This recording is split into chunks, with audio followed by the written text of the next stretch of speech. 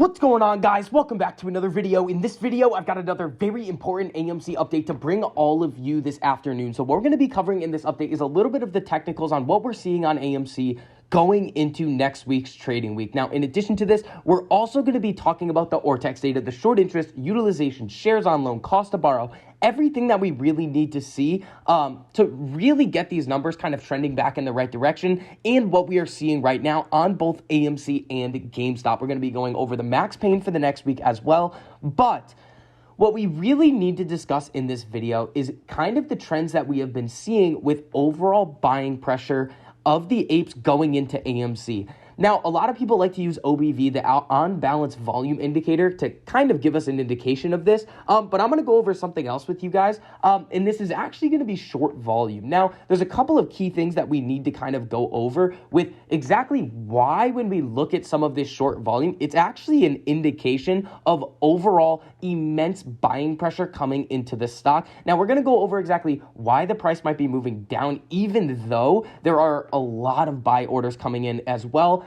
So before we get into all of that information, if you enjoyed the information and analysis that I provide for you in this video, make sure you go down and hit that like button. It costs you nothing to do it, but it really helps us out a whole lot in getting this information out to as many people who want to learn. And if you guys want to see more videos like this, make sure you hit that subscribe button and turn on that notification bell so you're notified every time I post a new video. And again, guys, you do have that free access trial period for the premium part of the Discord going into the end of the month. Yes, you do have to sign up through the Patreon, but you won't get charged until the end of the month. The algorithm, the bot that we have that actually trades by itself, should be out and released to you guys over the next 2 weeks. So if you do want 400 stocks that are getting alerted and everything like that, you guys know the deal by now. Make sure you check out that link down below in the description. So AMC closed the day on Thursday at $18.02, down about 50 cents, 2.75%. Now, when we take a look at some of the longer time frames, especially the 4-hour, I really like to look at AMC on the 4-hour. What we're seeing here is a potential for another trend reversal. Now, back here, we had the 13 EMA cross above the 48. We had closing candles above the 200 EMA over here. And then we went on a pretty much a nice little moon mission all the way up to 34 before that blatantly nonsense halt. Then we started to bleed back down. We saw this cross down over here, closing candles below the 200 EMA. But AMC's kind of been hugging this 13 for a little while. It ended up flashing up above here. We do see this 4-hour MACD cross as well. If we can get back above and recapture this 200 EMA on the 4-hour, which right now is sitting at about $19.63, that would be a solid sign of another trend reversal. Now, when we come over to the daily chart, it's telling us something a little bit different. We are getting this 1348 cross down on the daily.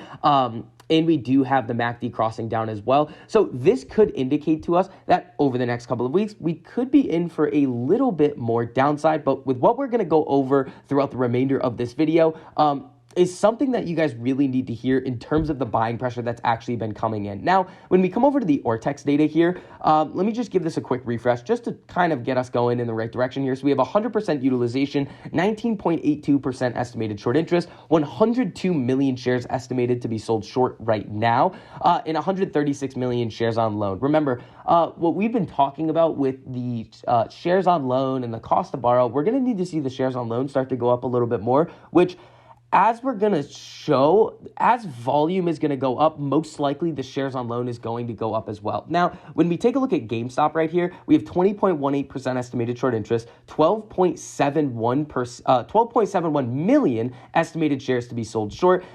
Shares on loan right here, 21.33 million. Now, going into next week, the max pain number, $19 a share. Now, again, for those of you guys that are still a little confused on this, max pain is the price that the most amount of options contracts expire worthless. So that's going to hurt options buyers. Most of the time, that's going to be retail investors and benefit market makers or institutions who are selling options. Now, let's get into this situation of basically what has been going on with the buying pressure in AMC and why there's some key data points that are really pointing out to us that the apes are not going anywhere. They're still buying in large amounts, and the shorts still have not gotten out of their positions. So when we look at this research report from back in 2018 from Squeeze Metrics, they have this research report called Short is Long. Now, it's kind of an interesting kind of thought process going through this, but let's just go through a couple of the points that we're making. We're going to do three things in this paper. First, we're going to tell you why a short sale in a U.S. exchange traded stock is actually a meaningful indicator of buying activity. Then we're going to demonstrate this using only data that is freely available. Finally, we're going to invite readers to participate in our results and extrapolate using the same data to which we will provide a URL. So what they're essentially saying here is that the short volume on a day-to-day basis that we are seeing, and we've looked at this a lot, we're going to take a look at it again in this video, is actually an indicator of buying activity. Now, why might this be? Well, if you guys have been paying attention to how market makers are actually functioning, this is the one thing that is incredibly important here.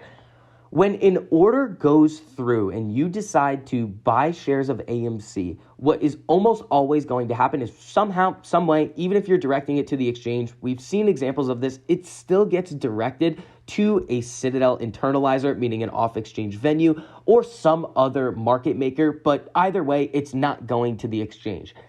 Now, in order for these market makers to facilitate these transactions, they need to take the other side of the trade. So if there's a buying order coming in, they then need to go and short shares in order to sell them to you at the price that the exchange is quoting that you should be able to buy it at. So when you think of any order that is going into one of these market makers from maybe a retail investor or potentially an institution, you have to think that the market maker is actually going to come out and start shorting.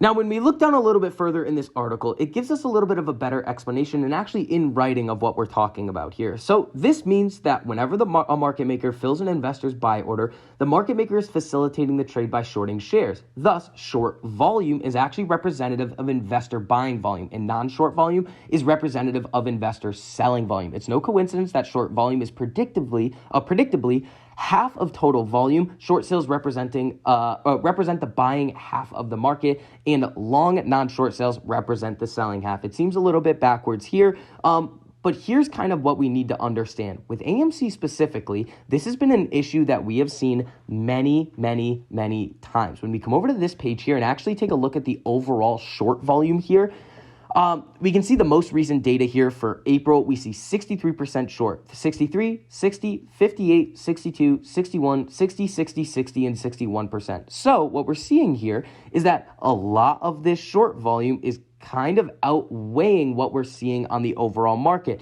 But here's kind of the thing that I want you guys to think about here. This type of short volume that the market makers have to do in order to facilitate basically day-to-day market price action is reactionary. Now, think about this.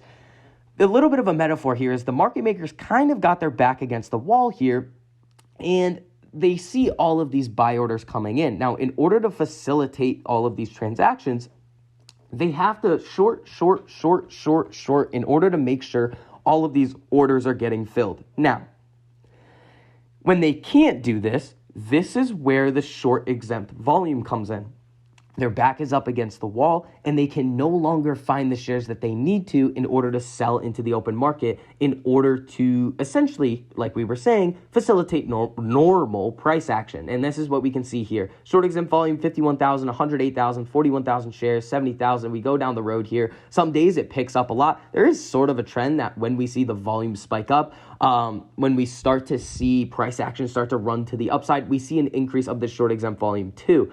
Now, remember how we were just talking about reactionary shorting. Now, what we've talked about thus far in this video is when we look at this short volume here, I want people to look at this a little bit differently. This is an indication of massive retail buying pressure because the market maker would not have to short, or we would not see this much short volume every single day unless the market maker had to facilitate these transactions. Another way to kind of prove that is looking at the shares on loan over here. The shares on loan has kind of stayed pretty flat over the last couple of weeks, right around that 130 to 140 million range.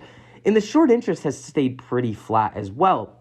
So when we look at those numbers, if this was speculative shorting, which they actually go over in this piece as well, we would start to see that short interest really start to spike up a lot. The shares on loan start to go way higher, the cost to borrow go up, and that's not necessarily what we're seeing right now. But going off of those reactionary points, the way that it's no longer reactionary from these market makers in terms of actually facilitating the overall price action is through derivatives. Now, this is where the big problem comes.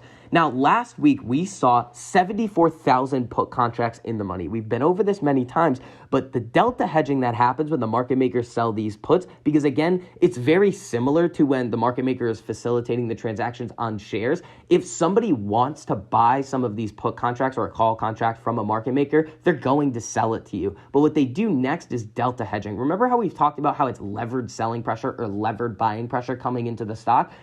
Well, if you start to see the derivatives pile up on one side, the calls or puts, it loads up the order book, the level 2 data on one side or the other, the buying side or the selling side. If you start to see it load up on the selling side, it's no longer reactionary from these market makers that are trying to fill these buying orders that are coming in. They are hedging and hoping that people are going to come in and buy those shares. It's no longer that people are buying the shares, then the market maker needs to short in order to fill them. It's them shorting, and then the buyers need to come in and counteract that selling volume. That's why sometimes when we see the put side really start to get loaded up, that's when we see the price start to go down. And again, guys, I know with the price action that we've been seeing over the last week or so, week, 2 weeks, after that really blatantly manipulative halt, I think a lot of people were getting pretty discouraged. But hopefully kind of looking at this short volume data in a different way is kind of going to show you that, one, the apes are not going anywhere, and they are continuing to buy as many shares that they can get their hands on. The ape movement is not going anywhere. We are still here, and we are stronger than ever. So that is going to wrap up this update on AMC. If you guys enjoyed the information and analysis that I provided for you in this video, make sure you go down and hit that like button. It costs you nothing to do it, but it really helps us out a whole lot in getting this information out to as many people who want to learn. And if you guys want to see more videos like this, make sure you hit that subscribe button and turn on that notification bell so you're notified every time I post a new video. So I hope you guys are having a great weekend, and I'll see you guys in the next video.